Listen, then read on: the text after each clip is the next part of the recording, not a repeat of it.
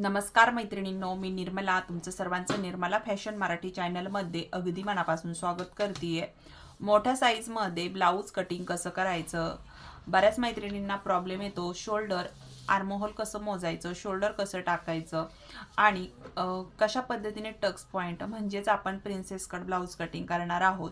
त्यामुळे व्हिडिओ कुठं स्किप करू नका। तुम्ही नेमकी कुठे चूक करता आणि तुमचा काय प्रॉब्लेम येतो तुम्हाला ते तुम्हाला आजच्या व्हिडिओमध्ये बघायला भेटेल। त्याच्यामुळे व्हिडिओ कंटिन्यू शेवटपर्यंत नक्कीच बघा। व्हिडिओ आवडल्यास लाईकही करा, चॅनलवर नवीन असाल कोणी मैत्रिणी तर सबस्क्राईब करा।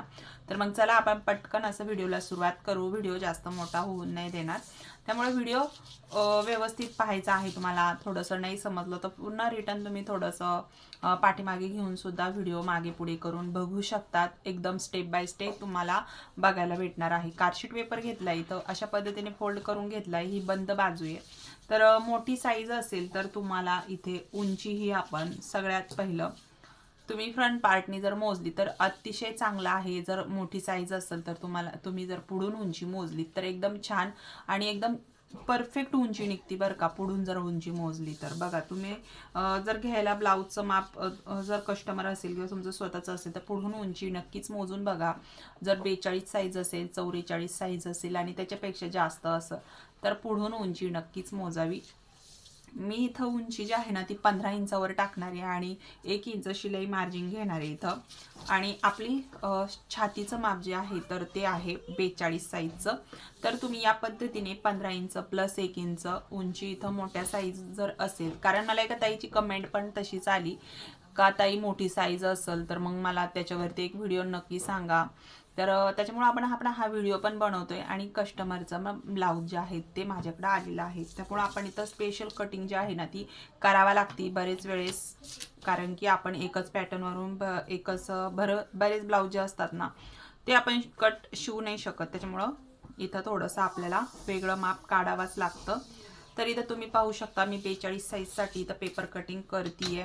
उंची 15 इंच प्लस 1 इंच घेतलेला आहे इथं बघू शकता। तर तुम्हाला याच्यामध्ये उंचीत काही बदल करायचा असेल तर तुम्ही तो करू शकता।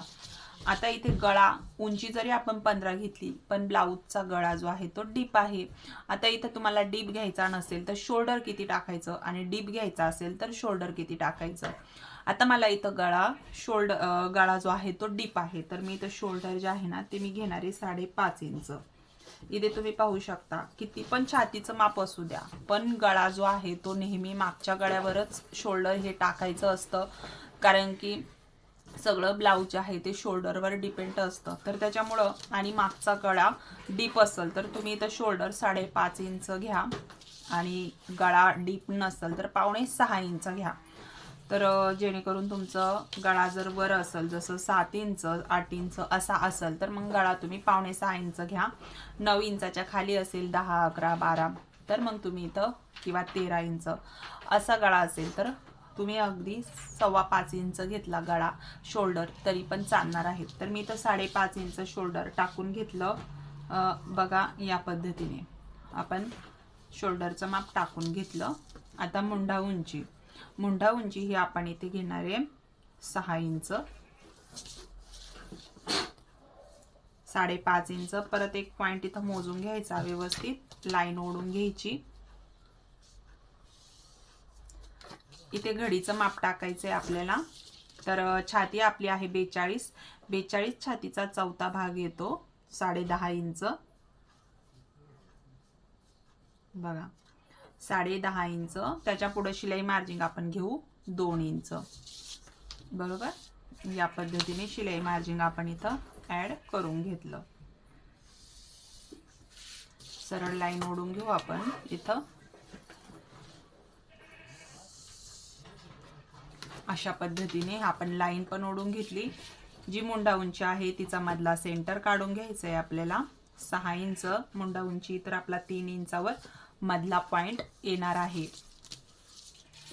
त्याच्यानंतर इथून मी 1.25 इंचावर इथं पॉइंट घेते। आता इथून हा शेप देऊन घ्यायचा आहे। तर आपले 2 शेप येतील, एक फ्रंट पार्टचा आणि एक बॅक पार्टचा। तर आपण एक पार्ट जो आहे तो मी इथून बघा किती घेतला 1.5 इंचावर आणि इथून घेतेय 1 इंचावर। तर या पद्धतीने पण आपण मोंढ्याचा हा शेप देऊन घेऊ शकतो. तुम्ही अगदी 1.5 इंचाचा पॉईंट पण देऊन हा शेप देऊ शकतात. पण मोंढ्यामध्ये जर झोळ वगैरे येत असेल तर तुम्ही या पद्धतीने शेप नक्कीच द्या मोंढ्याचा. तुमचाही मोंढ्याचा आकार हा छान येईल. नॉर्मल असं डाऊन करून शेप देऊन घ्यायचा आहे आपल्याला. आता फ्रंट पार्टचा देण्यासाठी याच्या खालूनच आपल्याला या पॉईंटला अशा पद्धतीने शेप देऊन घ्यायचा आहे, जो फ्रंट पार्टचा राहणार आहे. एक आपण बॅक पार्टचा मोंढ्याचा आकार घेतला आणि एक फ्रंट पार्टचा मोंढ्याचा आकार देऊन घेतला. आता इथं आपल्याला काय करायचं, इथं तुमची जेवढी पण शोल्डर पट्टी आहे ती शोल्डर पट्टीचं माप इथं आपल्याला टाकून घ्यायचं आहे. मला इथं शोल्डर पट्टी जशी ठेवायची आहे 3.25 इंच, हे बघा 3.25 इंच एवढी शोल्डर पट्टी मला ठेवायची आहे. पण आपल्याला याच्यात शिलाई मार्जिन ॲड करावा लागणार आहे, बरोबर. तर आपण 3.25 इंचावरती हे मार्किंग करून घ्यायचे. अशा पद्धतीने आपण 3.25 इंचावरती हे मार्किंग करून घेतलं. गळा रुंदी किती राहिली इथं, तर 2.25 इंच. या पद्धतीने आपण हे माप काढून घेतलं. शोल्डर पट्टीमध्ये अर्धा इंच ॲड करून घेतलं. आता त्याच्यानंतर इथून आपण मागचा गळा टाकू शकतो, पण आपण याच्यावरतीच काय करू, फ्रंट पार्टचं मार्किंग करू आणि जो खालचा एक पार्ट निघन त्याच्यावरती आपण बॅक पार्ट काढू. तर इथून मी सगळ्यात पहिलं पुढचा गळा टाकून घेणार. जो काय आपल्याला गळा घ्यायचा आहे तो मी 7 इंचावरती हा गळा टाकून घेतेय. 2.5 इंच गळा रुंदी ओपन ठेवायची आपल्याला. बॉक्स काढून घेऊ आपण आता.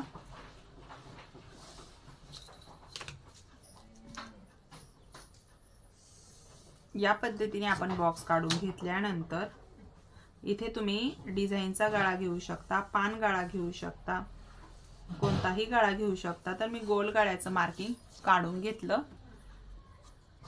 त्याच्यानंतर आता आपल्याला इथं जो आपला कटोरीचा टक्स पॉइंट आहे त्याची लाईन एक घ्यायची आहे. तर इथं तुम्ही जर अंगावरून कटोरीचा टक्स पॉइंट मोजलेला असेल तर तो घ्यायचा आणि त्याच्यामध्ये अर्धा इंच मोजून घ्यायचं, किंवा ब्लाऊजचं माप असेल तर त्याच्यावरून सुद्धा तुम्ही कटोरीचा टक्स पॉइंट मोजून त्याच्यात अर्धा इंच प्लस करून घ्यायचं. मी आता जसं कटोरीचा टक्स पॉइंट हा 10.5 इंच आहे तर मी 11 इंचावर मार्क करून घेते. इथे आपल्याला आडवा टक्स टाकायचा आहे, तर तो किती इंचावर टाकायचा आहे, 42 छाती आहे तर 42 छातीचा 10वा भाग टाकायचा आहे, म्हणजे 4.2 इंच. तर या पद्धतीने हा 4.2 इंच पॉइंट घेऊन इथंही आपल्याला तेवढाच पॉइंट घ्यायचा आहे या पद्धतीने. आता इथून आपल्याला ही लाईनिंग सरळ ओढून घ्यायची आहे. ओढून घेतल्यानंतर आपल्याला या लाईनिंगच्या खाली 2.5 इंचावरती एक पॉइंट घ्यायचा आहे.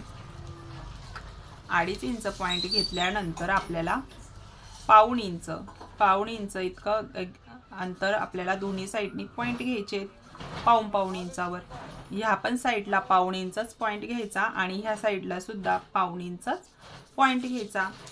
आता जसं आपण एखाद्या मंदिराला शेप देतो त्या पद्धतीने हा शेप देऊन घ्यायचा आहे आपल्याला. हे बघा या पद्धतीने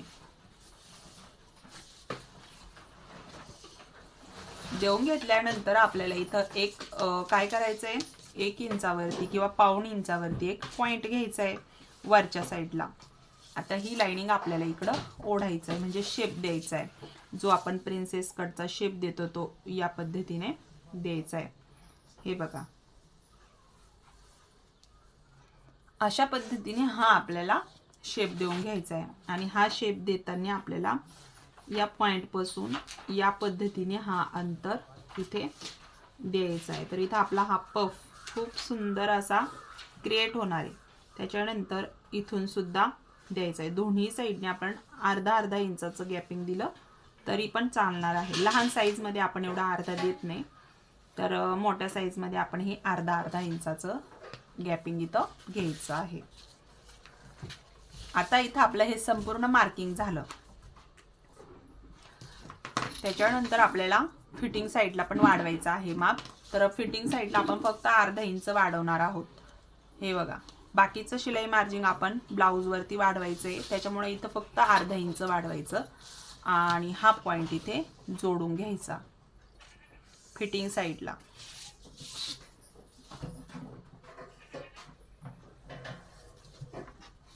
तर आपण इथं हा पॉइंट इथे जोडून घेतला. थोडासा शेप वगैरे येण्यासाठी तुम्ही या पद्धतीने म्हणजे कोणे वगैरे निघू नये ब्लाऊजला, त्यामुळे तुम्ही इथं असा तिरकस जे आहे इथं या पद्धतीने कट करू शकता.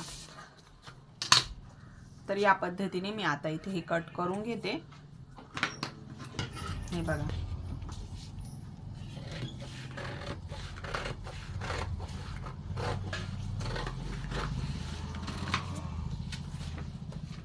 आता आपण इथं या पद्धतीने आता हे जे अर्धा इंच वाढवलं हे फक्त आपल्याला फ्रंट पार्टला वाढवायचंय, बॅकला याला वाढवायची गरज नाहीये.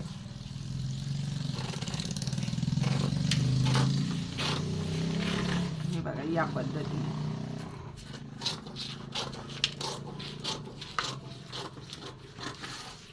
आता इथून आपण कट करून घेऊ. तर आपण सगळ्यात पहिलं बॅक पार्टचा मोंड्याचा आकार इथे कट करून घेऊ.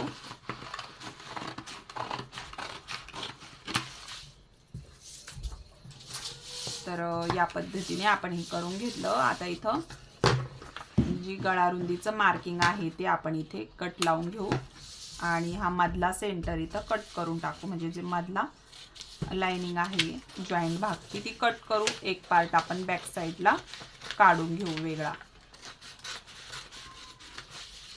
इथे आपला हा बॅक पार्ट तयार आहे. तर बॅक पार्टला आपण आवडीनुसार गळा घेऊ शकतो.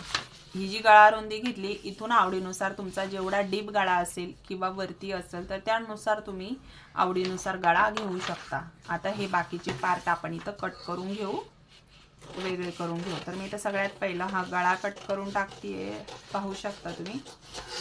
आणि त्याच्यानंतर आता हा शेप, तर इथंही थोडासा छान असा आकार पण देऊ शकतो. असं नाही मला तर सरळच रेषम आपण सरळच द्यायचं, तर थोडासा आकार याला इथं देऊ शकता. आणि या पद्धतीने हे कट करून घ्यायचं आहे आपल्याला. बघा हा मोंढ्याचा आकार पण आपल्याला कट करायचा आहे.